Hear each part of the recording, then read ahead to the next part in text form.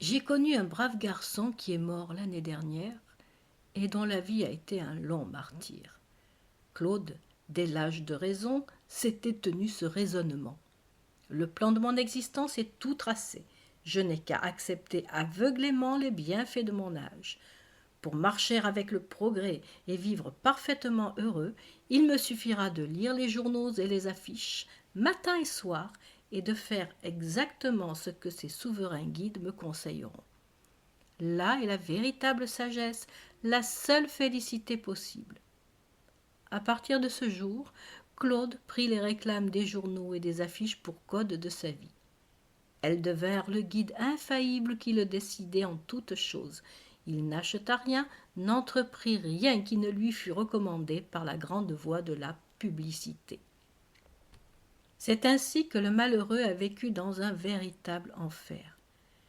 Claude avait acquis un terrain fait de terre rapportée où il ne put bâtir que sur pilotis. La maison, construite selon un système nouveau, tremblait au vent et s'émiettait sous les pluies d'orage. À l'intérieur, les cheminées, garnies de fumivores ingénieux, fumaient à asphyxier les gens. Les sonnettes électriques s'obstinaient à garder le silence. Les cabinets d'aisance, établis sur un modèle excellent, étaient devenus d'horribles cloaques.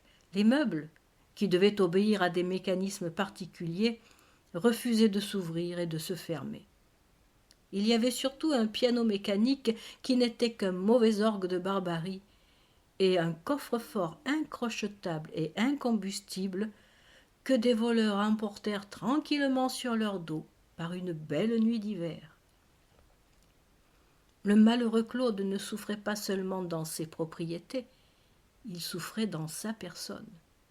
Ses vêtements craquaient en pleine rue, il les achetait dans ces maisons qui annoncent un rabais considérable pour cause de liquidation. Je le rencontrai un jour complètement chauve. Il avait eu l'idée de changer ses cheveux blonds pour des cheveux noirs, toujours guidé par son amour du progrès. L'eau qu'il venait d'employer avait fait tomber ses cheveux blonds, et il était enchanté parce que, disait-il, il pouvait maintenant faire usage d'une certaine pommade qui lui donnerait, à coup sûr, une chevelure noire 2 fois plus épaisse que son ancienne chevelure blonde. Je ne parlerai pas de toutes les drogues qu'il avala. De robuste qu'il était, il devint maigre et essoufflé. C'est alors que la réclame commença à l'assassiner. Il se crut malade, il se traita selon les excellentes recettes des annonces, et, pour que la médication fût plus énergique, il suivit tous les traitements à la fois, se trouvant très embarrassé devant l'égale quantité d'éloges décernés à chaque drogue.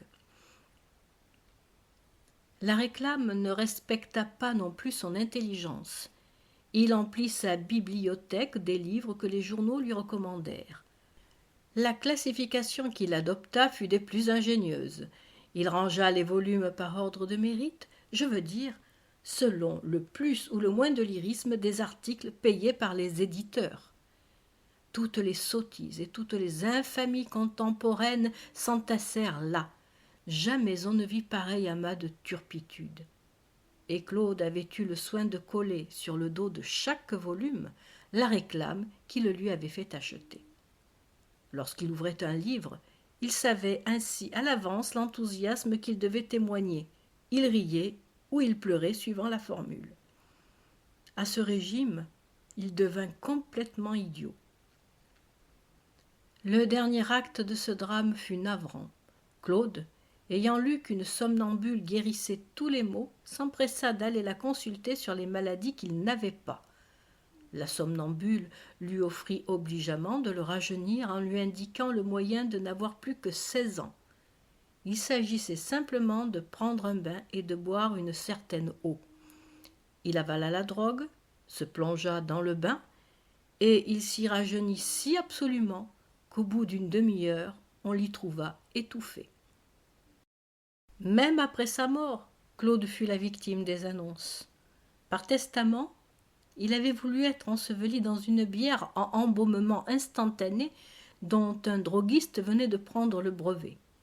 La bière, au cimetière, s'ouvrit en deux, et le misérable cadavre glissa dans la boue et dut être enterré pêle-mêle avec les planches rompues de la caisse. Son tombeau, en carton-pierre et en simili-marbre, détrempé par les pluies du premier hiver, ne fut bientôt plus sur sa fosse qu'un tas de pourritures sans nom.